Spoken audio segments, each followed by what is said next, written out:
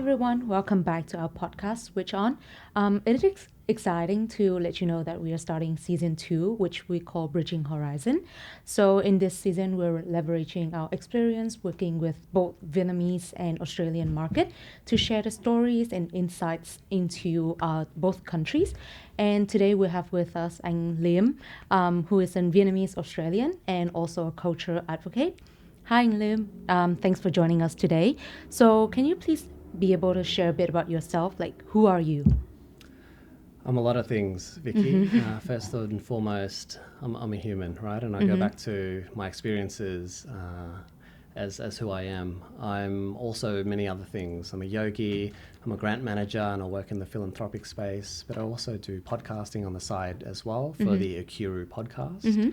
We talk about culture a lot and reconnecting with our cultural heritage because when you do that, you find strength in yourself, right? Yeah. So on that, what drives your passion for culture? Is there? I think it's a big curiosity through my yoga, through my meditation practices. You have to look within, right? Oh. And so when you look within and then you look around at your family, you start to dig deep on your family stories as well. So being Vietnamese to me comes back to my family's journey from Vietnam to Australia. All right. So growing, like when you grow as a Vietnamese Australian, how was your experience growing up with two different cultures, like from your family and also the environment that you live within? It's a very common story for Vietnamese Australians, right? So Vietnamese Australians, our families are, they're refugees, essentially. And so it's funny that these topics are somewhat de facto banned in Vietnam, right? Yeah. So, but it's a common story for us Vietnamese Australians here. We are, we grow up trying to navigate two cultures at home. Yeah. We speak Vietnamese. My parents said, look, no English at home. And yeah, for nothing Vic, you have to, right? And so we go outside and we have to live this other life where English speakers, we can't bring our cultural foods to school for lunch because other kids are eating different things, right? We want to fit in, but at the same time, there is a bit of a struggle as we discover who we are as we grow up, and it's a very pivotal time in your development as well. Was it difficult to learn and speak two different languages at the same time for you? No, it became like when I was at home with my family, my uncles, aunties, grandparents, always Vietnamese, 100% Vietnamese. Oh, so you get used to the language. You do get used to it. So like I can go back to Vietnam and then I could speak to people and they admire how good my Vietnamese is. Surely they do. But then again, I realized that my Vietnamese is not as good, obviously, as a native speaker as well. So I think when I go back to Vietnam, they don't expect me to speak much Vietnamese because I was born outside. Yeah. So it's very easy to receive compliments, but I'm not sure whether it's deserved or not. You sure deserved it. Yeah. So were there any funny stories of growing up in two different cultures that you want to share as a person who grew up with two different cultures?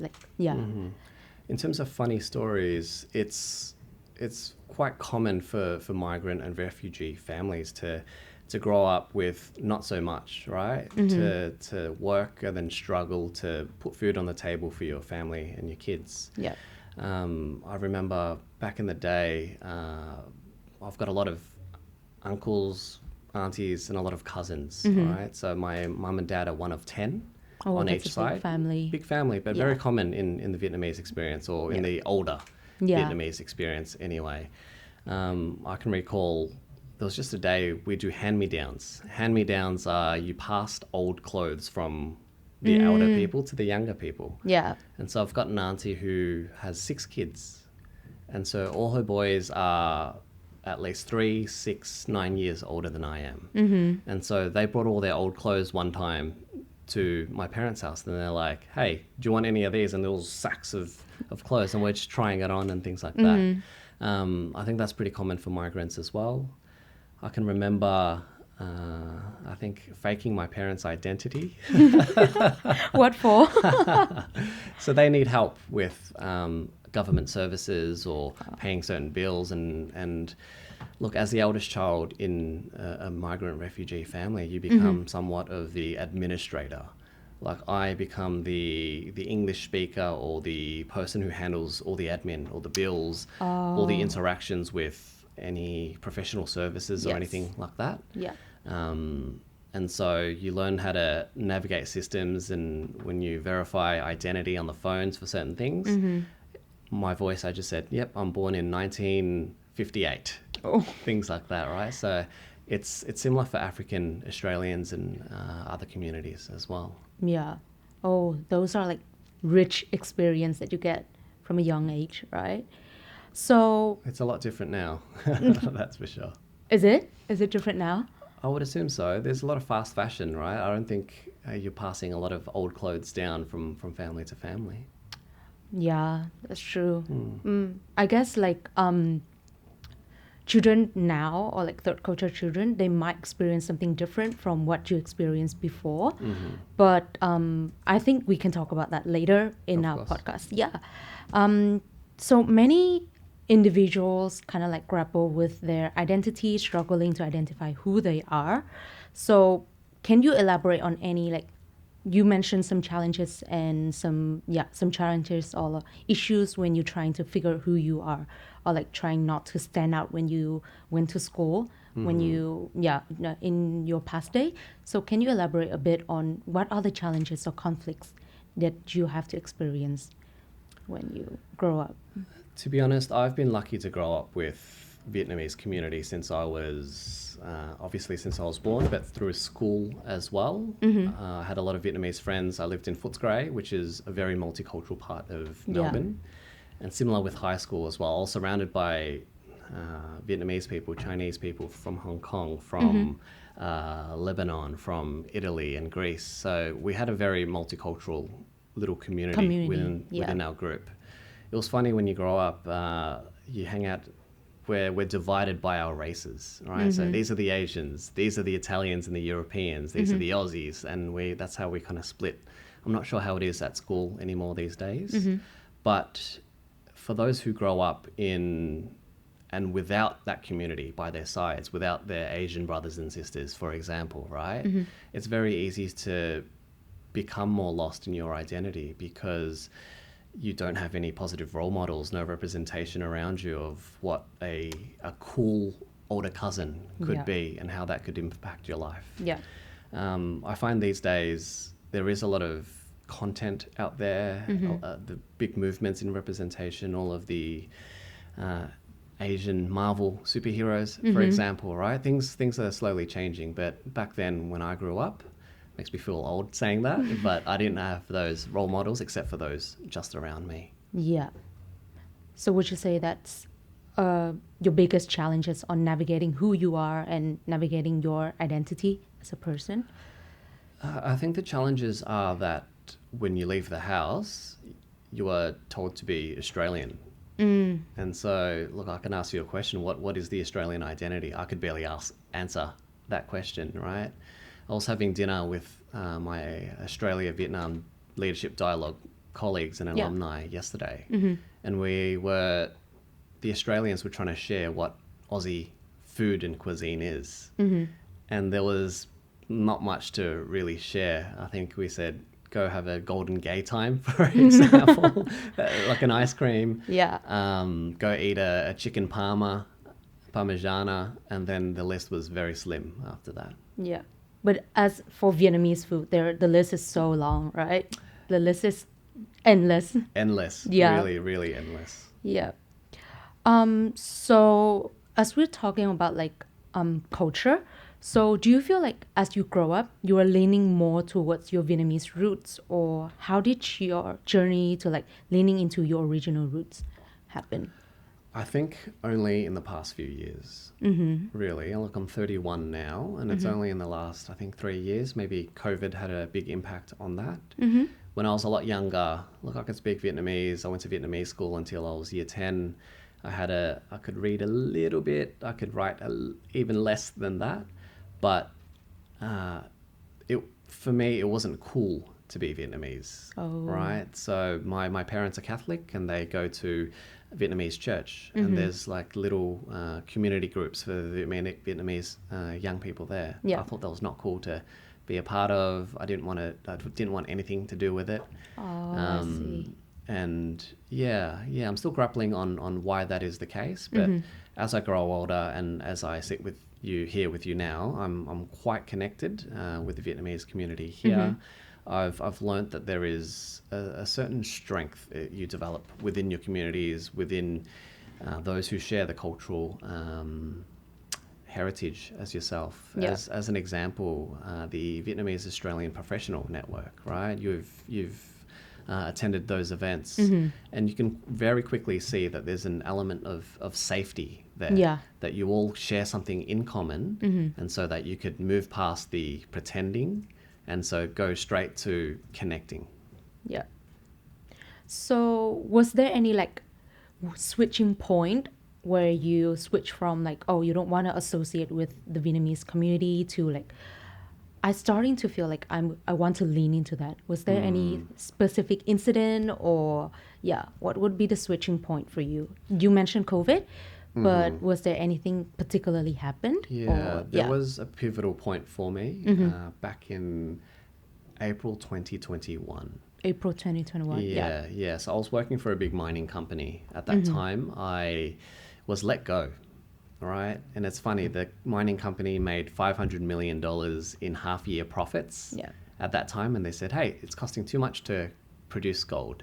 So they got rid of a lot of people, and I was one of them. And I thought, look, I'm going to do what I do best. And I went to travel. Right. So what I did is I took my Corolla.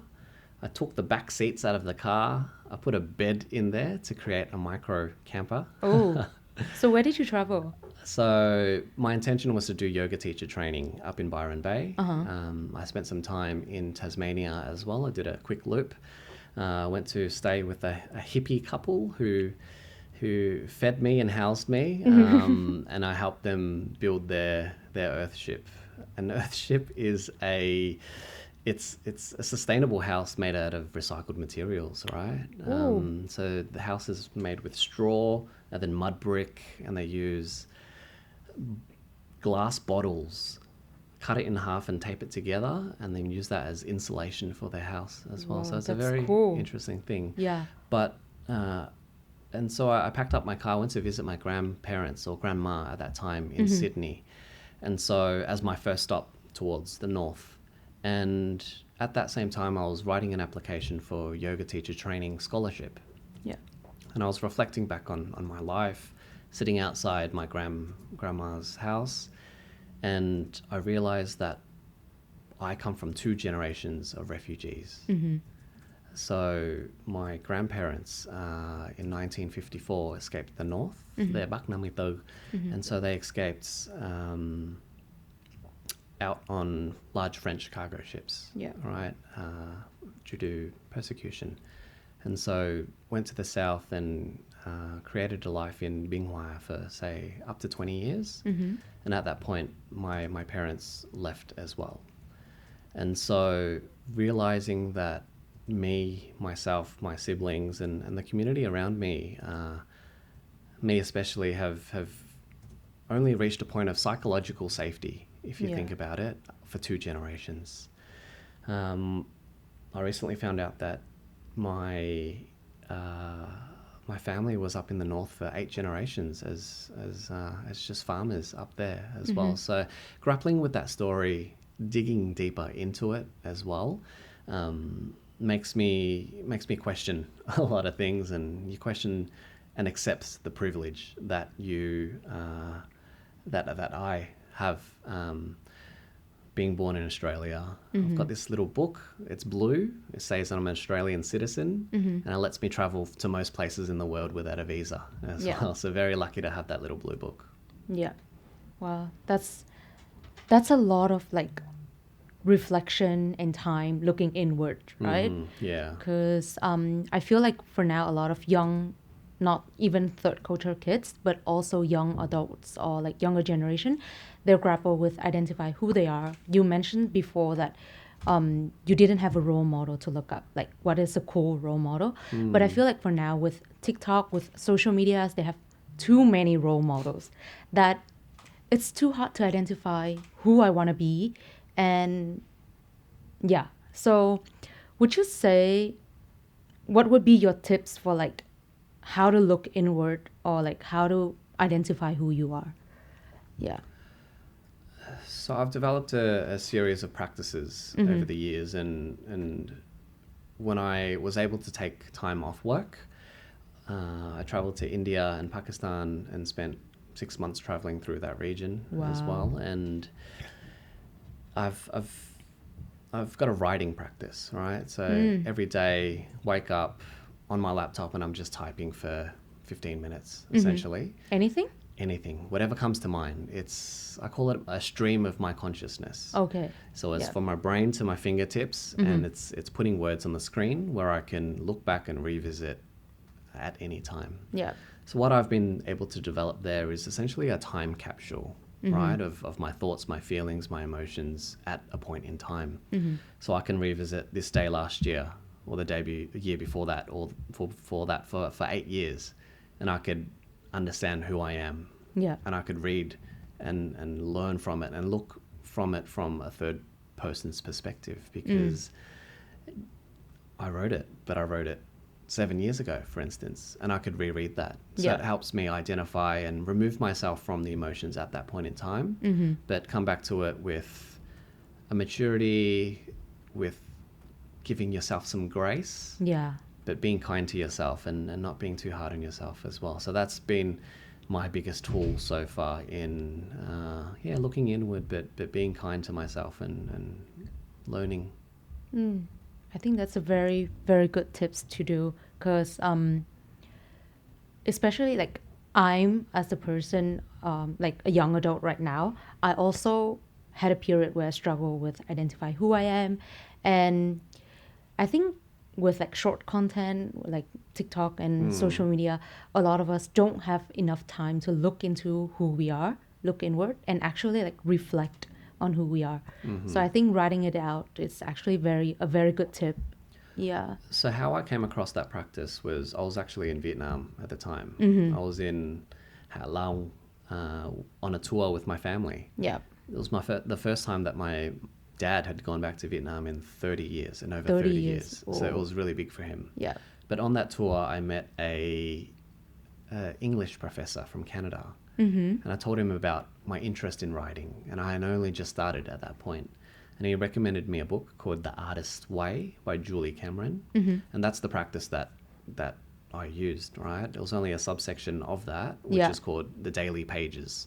So I think her recommendation was to write 3 pages, but for me, I found typing quicker, and Easier. I could have it accessible in my pocket, for Yeah. example, now as Yeah. well. So yeah, I recommend people to check it out. Definitely, definitely is a good practice, and I would definitely check it out and try to practice that.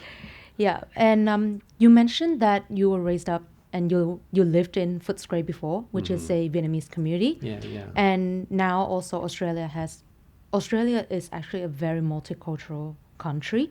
So, as a person who grew up from like a multicultural background, what would you say to be the benefits of having a multicultural dynamic within a country like Australia? Yeah. I think its ability to host a lot of stories. Right, you've got people from all around the world, Yeah. hundreds of countries, up to 200 different ethnic groups or people, right? And they come here and they share the best of their culture. Yeah. And so, look, you go out. I think food is only the tip of the iceberg, right? But through the different multicultural stories, you're able to see that at the end of the day, we're all human as well, right? We eat, we shit, we do all the same things, right? We bleed red. Yeah. And so I think that's really beautiful that you've got so many different people from all around the world in one place. And Yeah. it is a struggle sometimes and to get along. But I don't know, I've been lucky to have very good experiences with multicultural societies. Whenever I travel a bit rural and remote, I kind of miss the different flavors and smells and sights that I see in an urban city like Melbourne as well. Yeah. As someone who come from Vietnam and also an international student in Melbourne, I find that the multicultural within like the urban city of Melbourne is really, really interesting. And it also helped us to feel, it's not like, it helped us to feel like we belong here, as in like we have so many different culture here. So we don't afraid to stand out, and we're not afraid to like be who we are. I think that's the beauty of like multicultural in Australia. Yeah, that's Yeah. incredible. Yeah. It's very very beautiful to hear that from your perspective. So you mentioned that with like what comes with multicultural is how do you preserve that culture and the cultural heritage? So what would you say to be the role of each individual in preserving like a particular culture or particularly Vietnamese culture in Australia? I think it's to be proud of your own culture. It's to look within, to see what your parents gave you, what your grandparents gave you as practices. The word tradition, it means tradition for a reason, right? It's Yeah. stuck over time. And the reason why it's stuck over time, because maybe somebody was right. Right? And I think it's preservation of culture. And I came to a realization the other day, culture can only persist for those who push it forward, or for those who continue the practices as well. And so with my parents and bringing Vietnamese culture to Australia, right? I think that for us still is a big time of the year. It's a lot of fun, a lot of family time, gambling, drinking, eating, all The of classics. those things. The classics, Yeah. yeah, exactly that. And so I think in this multicultural society as well, I think it's being curious of others who don't share your culture. So asking people, where are their family from? Yep. And asking them about their journey to Australia. How did your parents get here? How did your grandparents get here? Did they encounter any racism? What are the particular foods or cuisines that I should try out from, I don't know, Ethiopian, Kenyan, or Lebanese food as well? But at the same time, sharing your Vietnamese culture in whatever way you want as well. So I think it's important that we give, and then we also receive. Oh, Culture. that's really interesting. Your point in like giving and receiving culture. Yeah, because I've heard a lot about like introducing friends to our own culture, but not a lot about like being curious about the other culture. Yeah, so I Yeah. think that's very insightful. And I guess what I'm curious is, what does it mean to you to be a part of the Vietnamese community in Australia? Yeah, it's a very big question. A very, very big question. What does it mean for me to be part of the Vietnamese community in Australia? Yeah. Look, at this point in time, there's a lot of work going on behind the scenes to create a Vietnamese museum, right? And I'm surprised that not many people do know about it just yet. But the team have been able to secure up to $25 million worth of federal and state government funding That's a lot. to create a memorial, a museum to honour the journey of Vietnamese people to Australia, and our presence here for the last 50 years. So it's very interesting thinking about that, because that's the refugee experience, right? That they are putting up so that is not forgotten, right? And I briefly mentioned that how this is de facto banned topic in Vietnam as well. Yeah. But as I do more work, as I connect with the community here, I realize that the refugee experience is not the only experience here Yeah. for Vietnamese people. Yeah.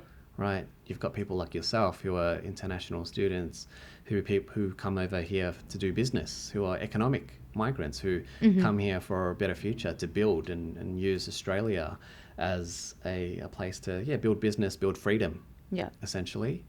And I'm seeing there's different identities within the Vietnamese community as well. And with increased and better relations between Vietnam and Australia as well. I see that continue to build and that continue to evolve even more as well, with more back and forth exchange. Yeah. Definitely the relationship between Australia and Vietnam is definitely like being seen a lot, being talked about a lot. And I think it's also very like being the important discussion right now with a lot of different parties, and not even just, people, Vietnamese people in Australia, but also the Vietnamese people in Vietnam. They're also very interested about this topic, as from my understanding. So, how do you navigate, like, I would say, like, because you have different multicultural, both Vietnamese and Australian identity, how do you find a sense of belonging and navigate through that? I think the beauty of having two or multiple cultures is that you can pick and choose what you want to show at any one time, Oh, right? Yeah. So, look, today I sit with you and my default is I speak English, but I could very easily speak Vietnamese with all you guys, but I'm just lazy. I'm just Sure. lazy, right? But yeah, with leaning into the culture, I think that I can choose to be who I want to be, right? So with working in an Australian context, especially, and being in Victoria and Melbourne, Yeah. one of the easiest things for me to connect with other people is talk about footy, Aussie rules, right? I'm a big passionate Western Bulldog supporter. Oh, Out in Footscray, and one of my colleagues is a passionate Bulldog supporter as well. So every weekend we talk about the Bulldogs, how we went, we console each other after a bad loss. So that's one identity, right? But for the Vietnamese side is I'm able to quickly build connections with people like yourself, Vicky, or other people from the Vietnamese community as well. We're all almost immediate allies, right? It's because we share this culture is that it's like, okay, we've got something in common. There's already a sense of built trust. There's already a sense of understanding between us that we can understand deeper of the Vietnamese experience, of how that is the best holiday, arguably, and other things as well. So it's the ability to shapeshift. People who do have that multicultural, the third culture kid, are able to show or hide their identity when it becomes beneficial to them. yeah. I would say that's a strength. Yeah. Definitely. Definitely a strength and an advantage as well. Because, you'll be able to connect with multiple people, people from different cultures, and have, as you say, as many stories to tell as possible. But on the flip side of that, there is a darker element as well, and it's not being accepted by either community, Yeah. right? I get told, hey, you're not Australian, you're Vietnamese. But then I go to Vietnam, and then they say, no, you're not Vietnamese, you're Australian. And then so if you're not strong with your identity, if you're not strong with who you are as a person, or if you're a little bit younger, you could feel the words, because the words can sting, right? It stings. And so you reach a point where it's, okay, I'm not Australian, I'm not Vietnamese, then who am I? Then you start to get lost. You might get trapped and spiral out. Did it happen to you? Like the feeling of getting lost, getting spiraled? Yeah, of course. Yeah. I think it's for everybody, they do feel that, right? Yeah. It's the feeling of, all right, I don't want to be Vietnamese anymore. I want to be Australian. This is what I thought when I was younger. But there was, even last year at the Australia-Vietnam Leadership Dialogue back in September 2023. Yeah. On day 0, we had a motorbike tour in Cần Thơ with students drove us around on their bikes. And then I spoke to one person and I'm like, yeah, I'm Vietnamese, just to see their reaction, right? And they're like, no, you're not Vietnamese. Oh. And this is what I said. I said, bố người Việt, mẹ người Việt, đẻ con người gì? right? That's a good question. Right? Yeah. I said that. Yeah. And then I said, I'm Vietnamese. Of course I am. And she's like, no, you are người Việt gốc Úc. That's what she said. Something like that, right? Yeah. She denied the fact that I was Vietnamese. And she said, no, you're Vietnamese, but born in Australia or something like that, right? So it's very interesting to navigate these discussions. I'm happy that I got a funny story out of it, but it's water off a duck's back. Would you say that now that you know who you are, you strongly identify who you are, those words wouldn't affect how you identify yourself anymore? No, I think it's an evolving journey, right? That's the question I ask myself all the time. Who am I? Yeah. Right? And that changes every so often. Like as we age, all our cells are dying and they recreate itself. And they say that your cells recreate itself every 7 years. So every 7 years you might be reborn, right? You're different. The world changes and that has its impact on you as well. So yeah, always evolving, always changing, the impermanence, if you will. Wow, that's a very interesting perspective. Yeah. So I guess we come down to the final question. What would be some of the advice that you would give for the third culture kids or like individual to identify who they are? What would be your advice to them? Yeah. Yeah, my first advice would be if you're stuck, to write. I think for me, that has been a very therapeutic exercise over a long amount of time, over many years, right? Almost a decade now. And that writing practice has given me the perspective to look back with kindness as well. That exercise, when you write, you have to not concentrate, but let it flow. So let it happen. Yep. I don't see many young people reading or writing as much these days, and that's a whole nother topic in itself, right? Yeah. The other advice I would give is to lean into culture. Yeah. My experiences and what I share is because I've been able to lean in, and I've been able to connect with others who are curious as well.